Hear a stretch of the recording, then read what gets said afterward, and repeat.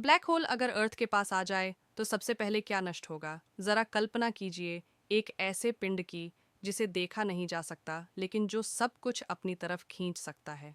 अगर एक black hole अचानक अर्थ के पास आ जाए तो सबसे पहले धरती तुरंत नष्ट नहीं होगी, बल्कि सबसे पहले असर हमारी तकनीक पर पड़ेगा।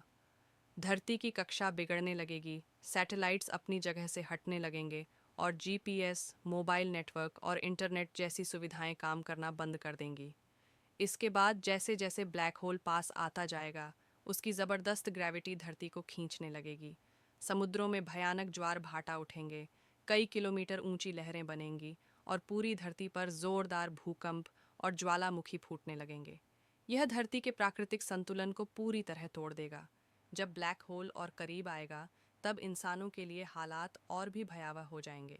शरीर पर अलग अलग हिस्सों में अलग अलग ताकत की ग्रेविटी पड़ने लगेगी, जिससे इंसान खिंचकर लंबा होने लगेगा। इस प्रक्रिया को वैज्ञानिक भाषा में स्पैगेटिफिकेशन कहा जाता है, जिसमें इंसान कुछ ही पलों में खत्म हो सकता है। यानी इंसान धरती से पहले नहीं, लेकिन बच भी नहीं पाएगा। आखिरकार जब ब्लैक होल बहुत ज़्यादा पास आ जाएगा, तब पूरी धरती टूटकर उसके चारों ओर घूमने लगेगी और धीरे धीरे उसके अंदर समा जाएगी।